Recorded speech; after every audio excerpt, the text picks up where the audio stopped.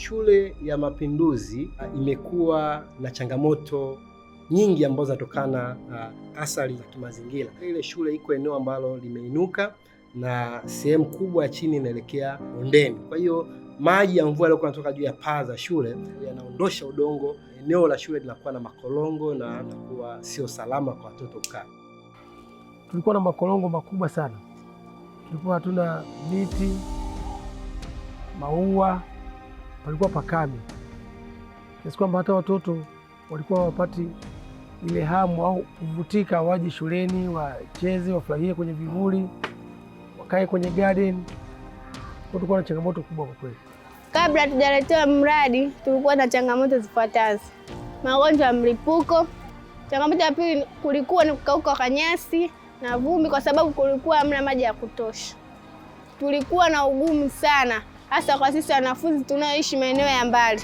Tulitakiwa tuamke asubuhi na mapema ili tukachote maji, tuje na vidumu hapa shuleni kwa ajili ya kumwagizia bustani.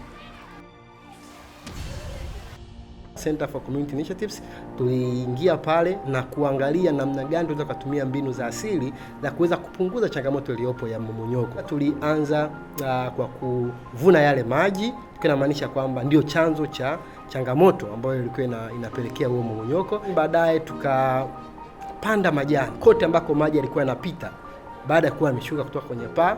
Lengo lake ni kusaidia ule mmomonyoko.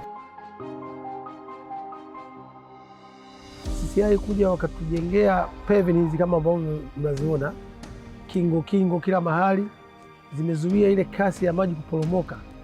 Halafu maji kwa asilimia kubwa tumetuwekea gata hizi, kwa maji yanavunwa yanaingia kwenye matenki, na yale maji ambayo yalikuwa yanakuja bila, wakati gata zilikuwa zipo, yalikuwa ndio yale yanaleta maporomoko, yanachukua ardhi, yanamonyoa. Sasa maji tumeyadhibiti, mazingira yetu yameboreshwa. Kuna vimbweta vya kupumzikia watoto, wanapotoka break wanafanya discussion, wanakaa kwenye vivuli, wamesahi kwa kweli.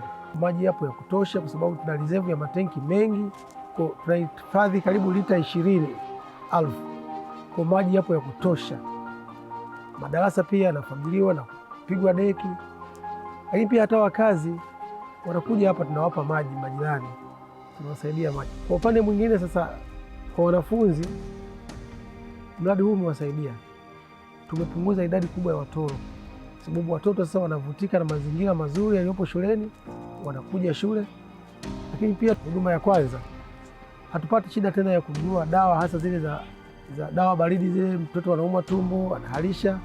Maji yapo ya kutosha. Kwa wanafunzi imewasaidia, sababu mradi huu ulikuja kipindi cha corona, imesaidia sana swala zima la kunawa mikono.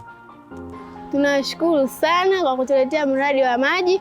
Mpaka sasa hivi tunapata maji ya kutosha, tunanawa, tunafanya kila kitu. Tunanawa mikono ili kujikinga na maambukizi ya corona. Tunasema asante, sio shuleni kwetu tu, hata shule nyingine zinazotuzunguka mweze kuwasaidia. Hizi mbinu za asili ambazo tunazitambulisha hapa sio mbinu mpya katika mazingira yetu. Zimekuwa zikitumika, lakini kwa mtu mmoja mmoja na kwa sehemu ndogo ndogo. Kwa sisi tunakuja kuzishawishi watu waweze kuziona na kuzitumia kwa upana na kwa ukubwa zaidi, sababu moja, ni mbinu ambazo ni nyepesi kutumika na watu kuweza kuzitumia katika mazingira yao, lakini pia ni ile gharama ambayo inatumika ni ndogo ukilinganisha na gharama zingine ambazo zimekuwa zikitumika za ujenzi mkubwa wa kuweza kutatua changamoto za kimazingira. Kwa hiyo mbinu hizi zinahusisha upandaji wa miti, upandaji wa majani, kuvuna maji ya mvua. Zote ni mbinu ambazo zimekuwa tukizitumia kwa namna moja nyingine kwa sehemu ndogo ndogo, kwa mtu nyumbani kwake au kwa eneo fulani, ambazo zimekuwa watu hawazioni kama ni mbinu sahihi za kudhibiti changamoto za athari ya kimazingira.